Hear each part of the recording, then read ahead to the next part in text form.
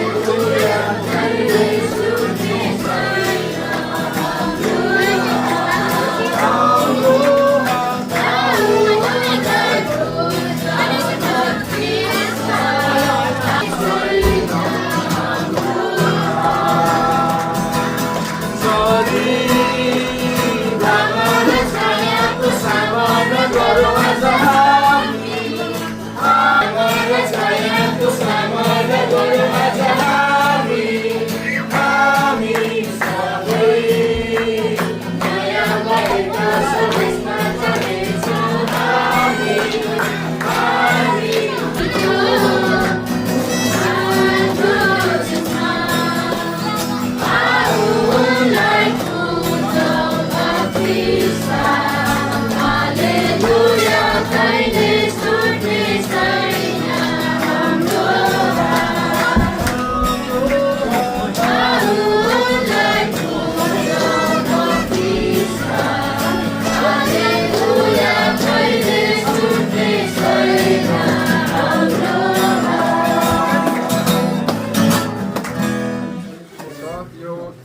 भजनले परमेश्वरलाई महिमा होस्।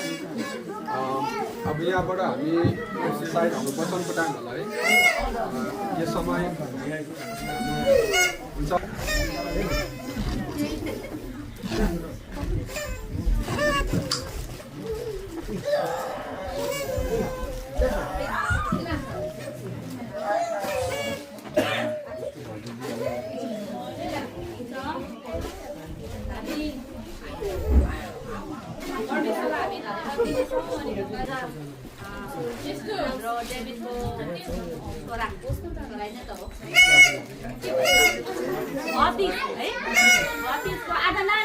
नानीहरू एकदम साइलेन्ट भइदिनु ल।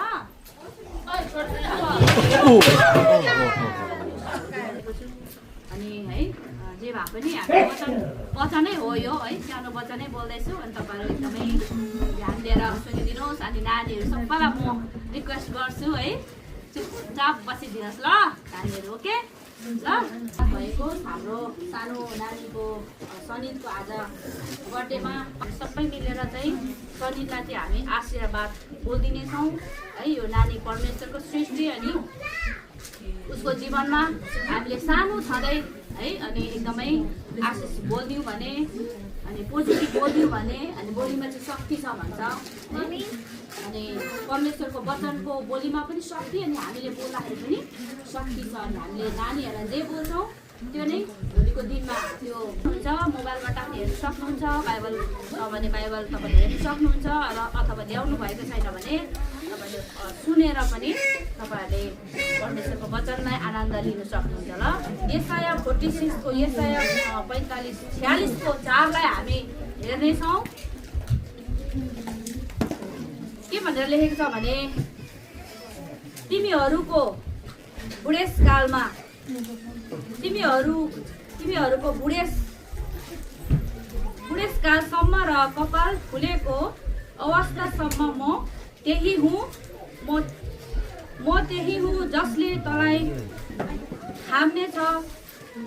मैले तँलाई बनाएको हुँ र म तँलाई बोकेर हिँड्नेछु र तँलाई बचाउनेछु र छुट्टाउनेछु। हालेलुया। परमेश्वरको वचनले चाहिँ आज तपाईँ र मलाई चाहिँ बलियो बनाउँदछ, अनि परमेश्वरको वचनले तपाईँ र मलाई जीवन दिँदछ। परमेश्वरको वचनले नै तपाईँ र मलाई निको पार्दछ। परमेश्वरको वचनले नै तपाईँ र मलाई ढाडस दिँदछ है। त्यसै कारण आज हामी परमेश्वरको वचन नबोलिकन नसुनिकन त हामी सक्दैनौँ विश्वासी भएर। अझै विश्वासी भएर त झन् परमेश्वरको वचन त हाम्रो अगाडि पछाडि दायाँ बायाँ जहिले तहिले हुनुपर्छ हामीलाई, किनभने वचनले नै तपाईँ र मलाई सुधार गर्छ। हालेलुया। वचनले नै तपाईँ र मलाई कुन बाटोमा हिँड्नुपर्ने हो सिकाउँदछ।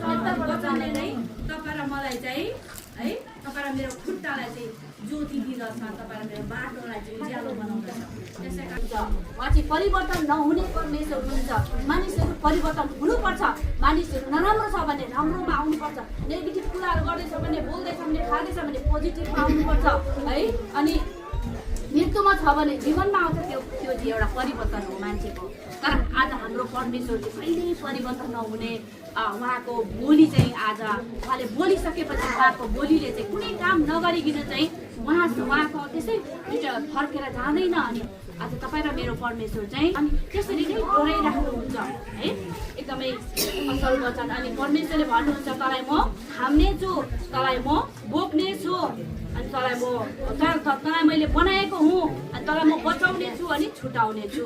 यो वचन चाहिँ आज हामीले सुन्दैछौँ, तर परमेश्वरको वचन चाहिँ एउटाको लागि पर्सनल मात्रै होइन, हामी परमेश्वरको वचन चाहिँ सबैको लागि हो। त्यसै कारण मैले आज सनितलाई ल्याएको वचन हो, तर उसले बुझ्न सक्दैन। तर हामी यो प्रार्थना गर्छौँ उसको जीवनमा, उसलाई परमेश्वरले बनाउनु भयो। अब ऊ सानो बालक छ है, सानो आमाको गर्भमा हुँदाखेरि ऊ बनियो, परमेश्वरले उसलाई रच्नुभयो, बनाउनु भयो। अनि ऊ जन्मियो, आमाको गर्भबाट जन्मिएर पृथ्वीमा आयो। अब ऊ बढ्दैछ है हुर्किँदैछ बढ्दैछ उसलाई केही थाहा छैन अहिले तर एक दिन उसले थाहा पाउँछ कि आज परमेश्वरले चाहिँ मलाई चाहिँ सानो बालकदेखि चाहिँ मलाई बुढेसकालसम्म चाहिँ आज मलाई बनाउनु भएको रहेछ मलाई थाम्नु भएको रहेछ मलाई डोराउनु भएको रहेछ मलाई हिँडाउनु भएको रहेछ मलाई बचाउनु भएको रहेछ अनि मलाई मृत्युबाट छुटकारा दिनुभएको रहेछ भनेर चाहिँ उसले थाहा पाउनेछ यो वचन चाहिँ खास गरी उसको लागि हो फेरि पनि हामी अर्को वचनमा हामी जानेछौँ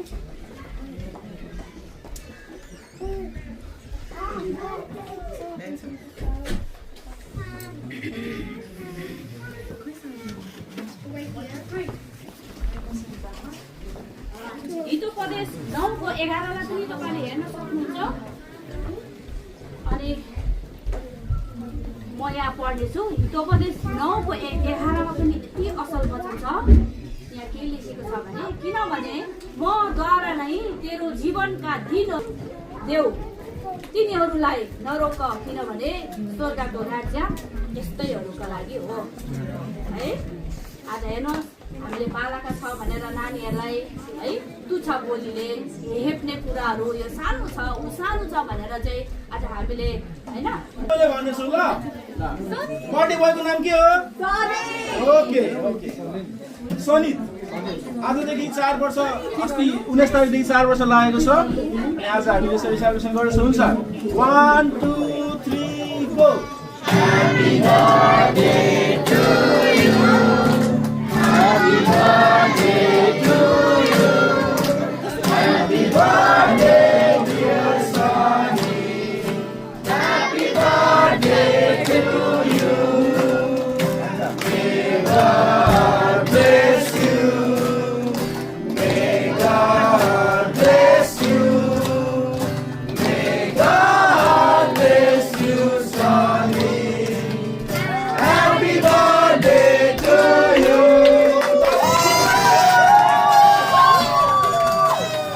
Happy birthday to you.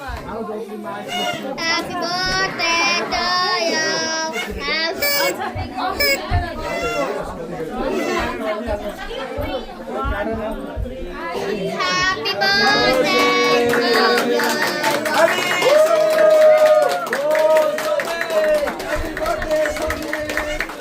Happy birthday, Sonia!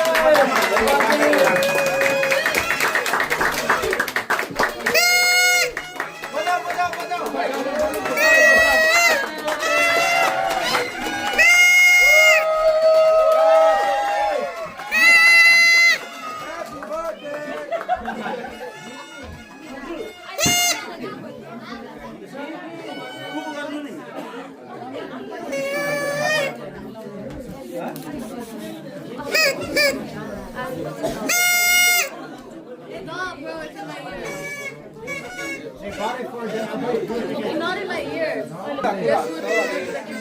यो समय म एबिट दाइलाई दिन चाहन्छु हालेलुया सबैलाई विशेष गरी पिता पुत्र पवित्र आत्माले परमेश्वरलाई महिमा भएको होस् र आज हामी यसरी मेरो भतिज सनितको 4 वर्ष लागेको छ अस्ति नोभेम्बर 19 बाट अनि आज यतिका मण्डली परिवार बाबा आमा अनि मण्डली परिवार मामा माइजू धेरै परिवार आउनु भएको छ हाम्रो एक्सपर्ट हस्नेबली मण्डलीबाट पनि हाम्रो लिडर्सहरू हाम्रो केही मण्डलीका अध्यक्ष सदस्यहरू आउनु भएको छ हामीले जसलाई निमन्त्रण गरेको थियौँ तपाईँहरूको उपस्थितिको निम्ति हामी धन्यवादी छौँ अलिकति तपाईँहरू आइदिनु भयो जस्तै छ सानो ठाउँमा अलिकति गाजागुजु भइहाल्छ तर मिलेर बसिदिनु भयो त्यसको लागि धन्यवाद भन्न चाहन्छु अनि हामी लगभग अन्तिम समयमा आएको छौँ र विशेष गरी म समय आजको हाम्रो विशेष गरी लिड गर्ने हाम्रो भाइ रविनलाई हाम्रो परिवारबाट सानो मागेको छिनौँ हामी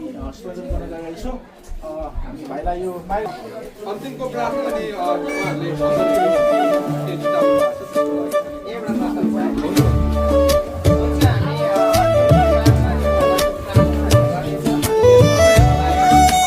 खानेकुराहरू चाहिँ टेबलमा राखिएको छ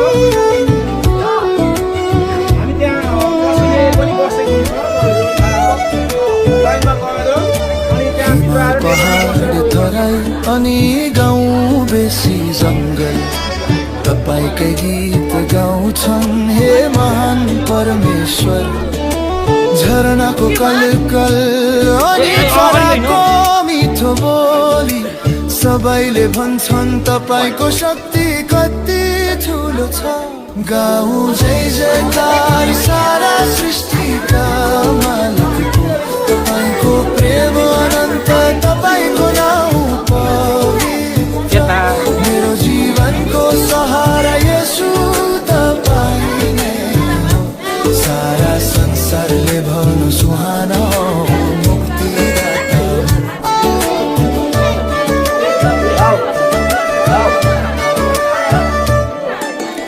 उदाउने त्यो घाम अनि अस्ताउने साँझ ताराहरूको चमकले भर्छन् यो सारा ब्रह्माण्ड फुलहरूको बास्ना हावाको त्यो स्पर्श तपाईले नै दिनु भएको जीवन अनि हो हर्ष गाउँ जय जयकार सारा सृष्टिका मालिकको तपाईको प्रेम अनन्त तपाईको नाउँ पवित्र मेरो जीवनको सहारा येशू तपाईँ नै सारा संसारले भन्नु सुहाना हो मुक्तिदाता